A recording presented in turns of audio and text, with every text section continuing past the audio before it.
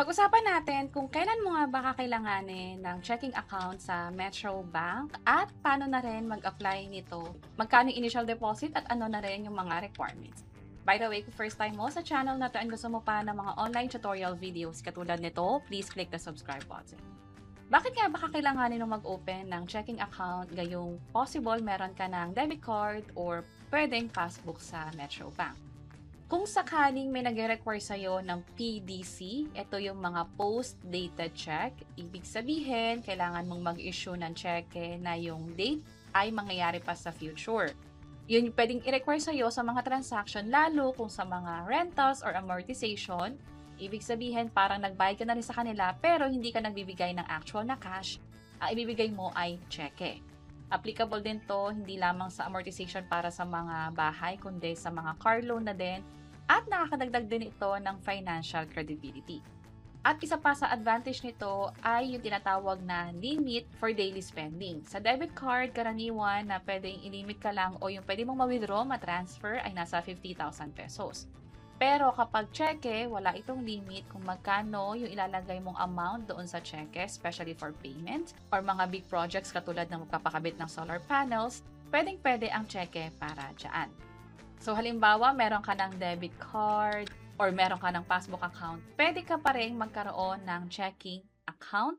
At ang maganda pa dyan, ang Metro Bank ay may ina-offer kung saan lahat na ito ay pinagsama-sama. Yon yung all-in-one o yung account one. Kung saan meron kang checking account, meron kang ATM card, meron kang passbook, at nag-earn pa to ng interest.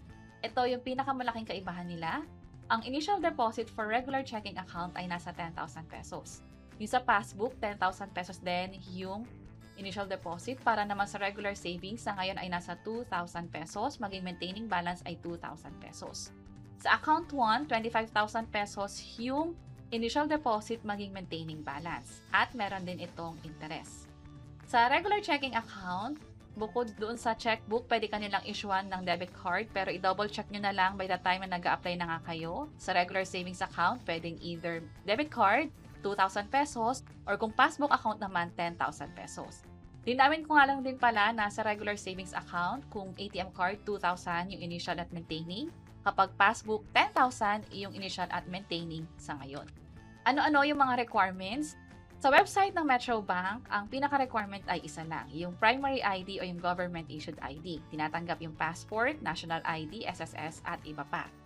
Pwede rin kayong magdala ng proof of billing katulad ng Semeralco, water bill, lalo kung meron na pala kayong account dati sa Metro Bank and then gusto nyong ipa-update yung address ninyo, pwedeng hingan kayo ng proof of address para dyan.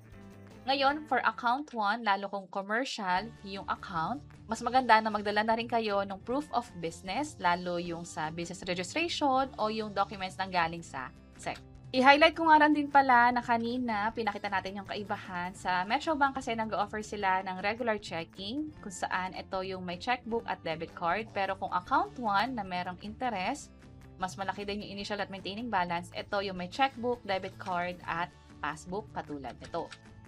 At kung ano man yung mapili ninyo, i-ready nyo na lang din yung amount na yon para sa pag-open ng bank account. For regular checking, 10K. Again, for account 1, 25,000 pesos. Kung sakaling ready na kayong mag-open ng bank account or kailangan nyo na talaga ng checking account, pwede na kayo pumunta sa pinakamalapit na branch ng Metro Bank. Tandaan lang na ihanda yung mga requirements.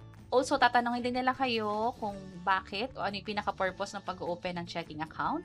And source of income na din, tatanungin din nila yon as part of KYC or Know Your Customer. Papafill upan din nila kayo ng form doon sa mismong branch. At within the day, depende sa branch, pwedeng ma-approve at makuha nyo na rin yung mismong debit card, passbook, or checking account. I-double check nyo kung kailangan pa ba kayong mabalikin, lalo kung nagkaroon ng issue or may updates na ba doon sa pag-process nila. Bago i-finalize yung accounting nyo, mag-fill out kayo ng form at signature card at kailangan na rin ibigay yung initial deposit. Doon sa transaction slip or deposit slip, makikita nyo yung pinaka-account number ninyo maging doon sa passbook. At idagdag ko na lang din, based na rin sa naging experience namin, meron na kaming account natin sa Metro Bank. Yun yung sa debit card. At napabilis yung pag-process ng additional account, katulad ng checking account, dahil meron na kaming existing record sa kanila. Ang pinaka nangyari na lang ay pwedeng ipa-update yung address o yung civil status just in case na may mga changes nga tungkol doon.